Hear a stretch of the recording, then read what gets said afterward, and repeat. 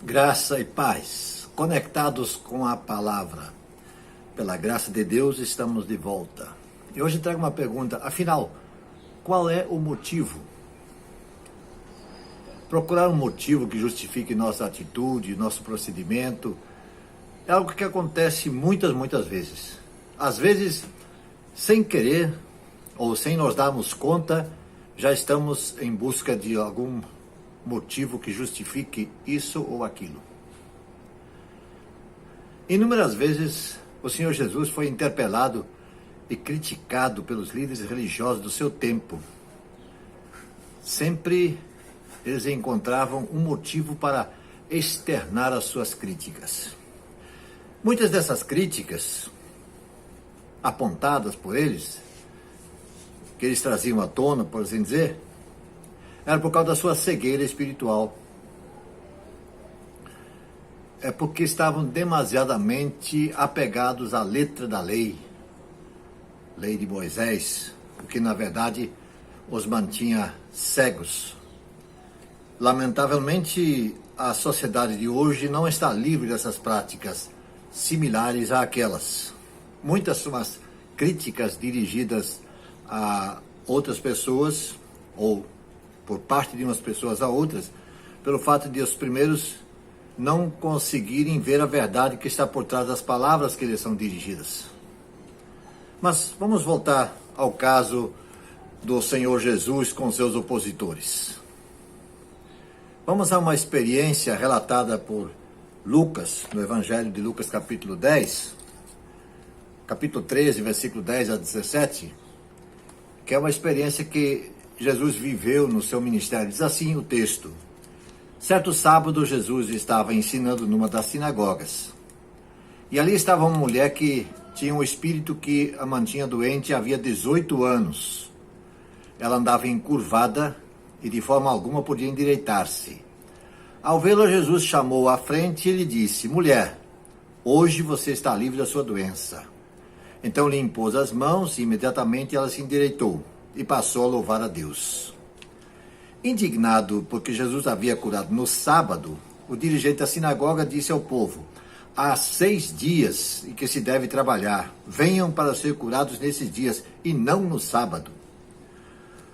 O Senhor lhe respondeu: hipócritas, cada um de vocês não desamarra no sábado o seu boi ou jumento no estábulo e o leva dali para dar-lhe água?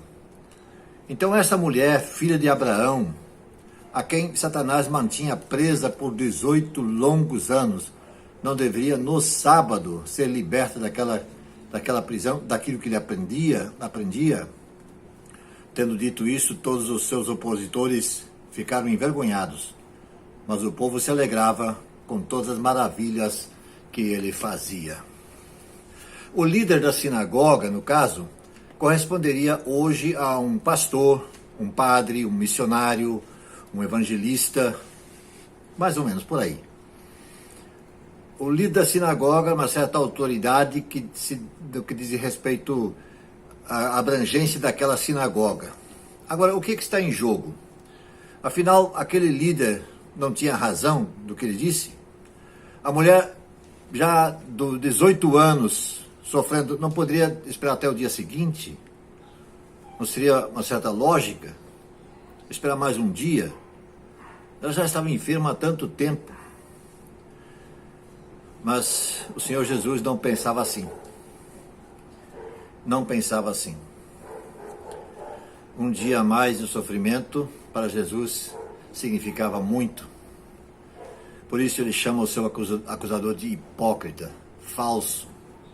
Jesus mostra a ele e a todos os demais que com ele estavam que todos eles também trabalhavam no sábado.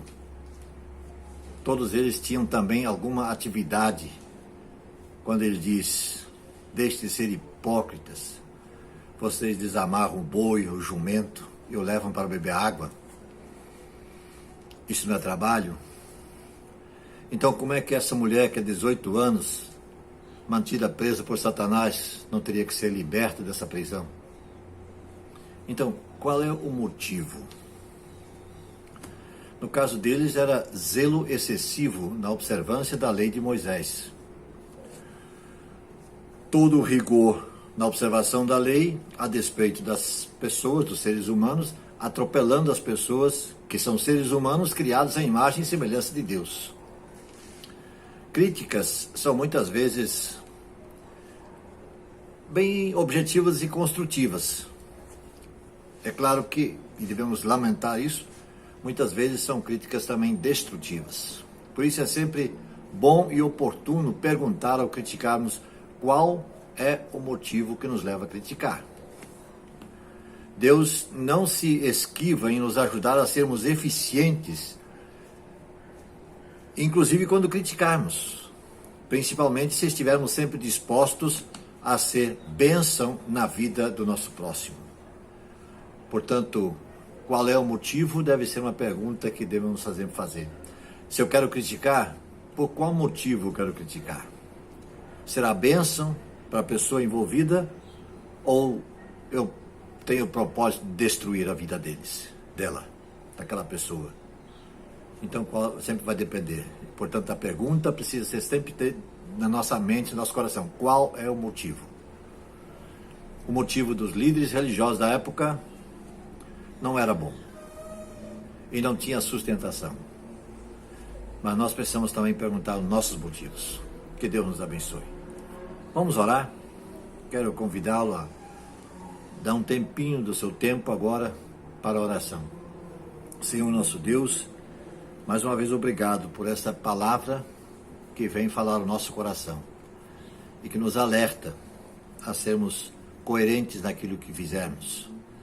Porque sempre que viemos a fazer alguma crítica, que seja para construir o teu reino e jamais para destruir uma pessoa. Em nome de Jesus. Amém.